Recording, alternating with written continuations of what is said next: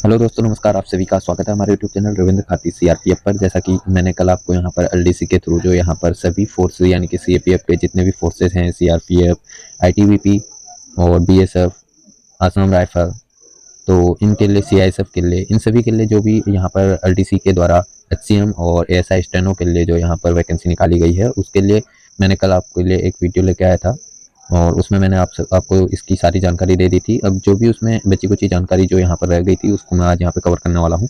तो यहाँ पे तो मैंने आपको सबसे पहले यहाँ पे आप देख सकते हैं, ये एड्रेस दिए गए हैं जहाँ पर आपको अपना फॉर्म भेजना है अपने अपने डिपार्टमेंट में। और ये फॉर्म जो है मैंने अपने टेलीग्राम चैनल पर डाल दिया। टेलीग्राम चैनल का लिंक आपको हमारे वीडियो के डिस्क्रिप्शन में मिल जाएगा, वहाँ से आप डाउनलोड कर सकते हैं।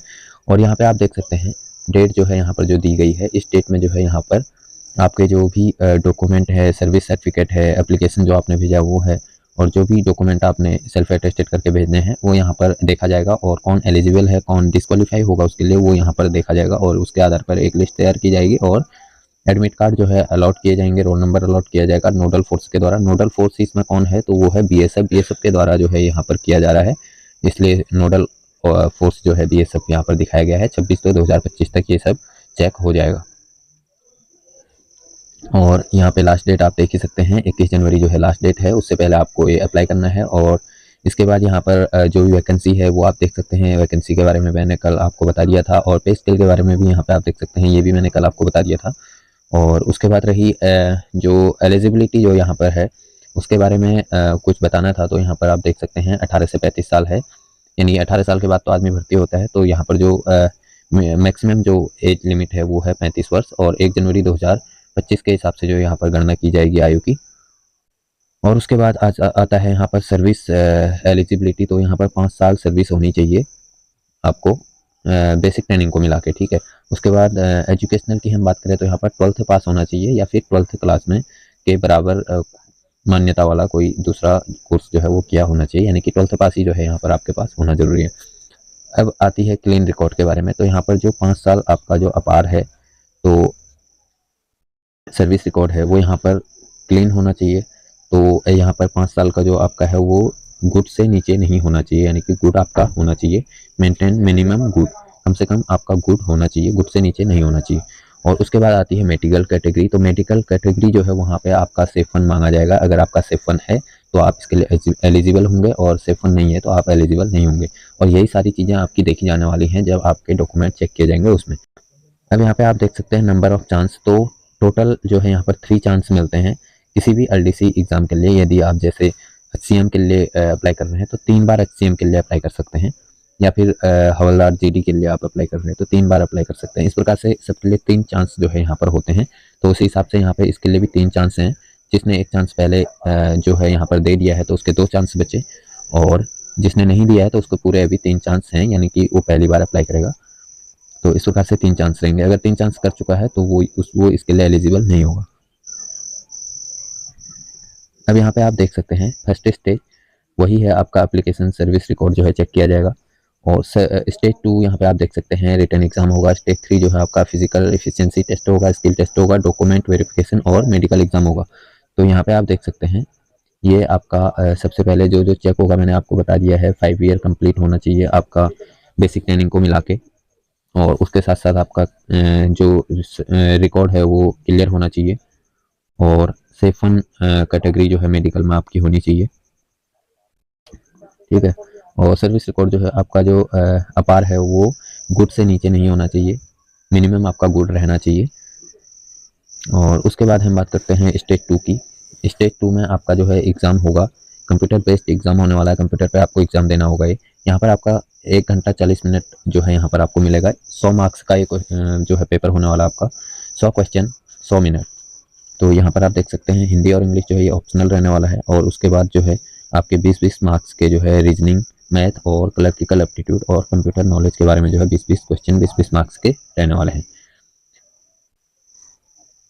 अब उसके बाद यहाँ पे मैं आपको बता दूं जो ये सेट होगा वो हिंदी और इंग्लिश 2 भाषाओं में होगा। तो जिसको हिंदी आती है वो हिंदी में देख सकता है, पढ़ सकता है क्वेश्चन को, और जिसको इंग्लिश आती है वो इंग्लिश में देख सकता है।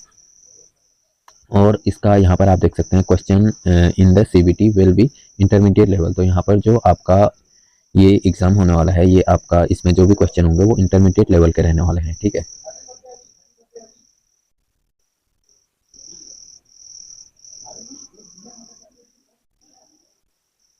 और यहाँ पर जो है आपका जो फाइनल मेरिट लिस्ट निकलेगा वो नॉर्मलाइजेशन के बाद जो है यहाँ पर जो निकलेगा वो फाइनल कट ऑफ जो है आपका होगा। अगर आपका एक ही जो है यहाँ पर एग्ज़ाम अगर एक ही चरण में हो जाता है तो यहाँ पर नॉर्मलाइजेशन की बात नहीं आएगी। अगर आपके एग्ज़ाम को जो है अलग अलग चरणों में कराना पड़ता है तो यहाँ पर नॉर्मलाइजेशन होगा। और नॉर्मलाइजेशन होने के बाद जो है यहाँ पर जो कट ऑफ में आएंगे उनको ही जो है यहाँ पर बुलाया जाएगा आगे के चरण के लिए, ठीक है। और मॉक टेस्ट के लिए यहाँ पे आप देख सकते हैं, मॉक टेस्ट जो है बीएसएफ की वेबसाइट पर आपको मिल जाएंगे। मॉक टेस्ट कैसे देना है यहाँ पे आप देख सकते हैं। ऑब्जेक्शन, अगर आपके एग्जाम होने के बाद अगर आपका कोई ऑब्जेक्शन है, कोई क्वेश्चन गलत है, कोई आंसर गलत है, तो उसके लिए लिंक जो है बीएसएफ की वेबसाइट पर 2 से 3 दिन बाद जो है यहाँ पर खुल जाएगा। उस पर जो है आप अपना ऑब्जेक्शन जो है क्वेश्चन एंड आंसर की के हिसाब से जो है वहाँ पे यानी रिलेटेड इसके रिलेटेड कोई भी समस्या है तो वहाँ पर आप ऑब्जेक्शन कर सकते हैं। और यहाँ पे बताया गया है there is no provision for reevaluation यानी कि रीचेकिंग ऑफ द स्कोर्स। यहाँ पर जो है आपका दोबारा चेक करने के लिए जो है आपका कोई भी प्रोविज़न नहीं रखा जाएगा, यहाँ पर रीचेक नहीं होगा। और उसके साथ ही यहाँ पर एनसीसी वालों के लिए जो है कोई बोनस अंक नहीं दिया जाएगा, वो भी बताया गया है। और यहाँ पर जो सिलेबस है आपका वो सिलेबस आपको यहाँ पे दे रखा है, तो आप एक बार इसको अच्छे से पढ़ें। जो जो इसमें सिलेबस में दिया हुआ है उसके बारे में ज़रूर पढ़ के जाएँ। यहाँ पर हिंदी में जो है जितने सिलेबस के अंदर जो जो चीज़ है वो आपको पढ़ लेने हैं। और यहाँ पर जो भी मैथ रीजनिंग जो भी यहाँ पे है ये सारी चीज़ें इसका एक बार आप अच्छे से देख के इसका सिलेबस अच्छे से देख के तो यहाँ पर आपको पढ़ के जाना है। पूरे यहाँ पर सिलेबस में जो जो आपको टॉपिक दिए हुए हैं वो टॉपिक आप क्लियर करके ही जाए। और यहाँ पे आप देख सकते हैं एक क्वालिफाइंग मार्क्स यहाँ पे रखे गए हैं। क्वालिफाइंग मार्क्स यानी कि यहाँ पे आप देख सकते हैं अनरिजर्व्ड और ईडब्ल्यूएस ओबीसी कैटेगरी वालों के लिए जो यहाँ पे क्वालिफाइंग मार्क्स है वो 45% मार्क्स है, यानी कि 100 नंबर का आपका क्वेश्चन है तो आपको 45 जो है क्वालिफाई करने के लिए, मिनिमम क्वालिफाई करने के लिए आपको 45 चाहिए ही चाहिए। उसके बाद जो फाइनल मेरिट लिस्ट बनेगी वो उससे अप ही बनेगी, या फिर अगर आदमी कम होंगे तो आपका 45 यानी कि लास्ट वाला भी हो जाएगा। अगर ज़्यादा नंबर वाले अगर ज़्यादा रहेंगे तो 45 से ऊपर ही बनेगी। तो इस हिसाब से आपको देख के चलना है कि 45 तो आपको मिनिमम लाना ही लाना है। अगर आपको टाइपिंग तक पहुंचना है तो आपको 45% मार्क्स लेके आने हैं। और वहीं हम SC ST की बात करें तो SC ST में 40% मार्क्स हैं, तो यहाँ पर SC ST वालों को 40% मार्क्स लाने हैं और अनरिजर्व्ड और EWS OBC को 45% मार्क्स लाने हैं।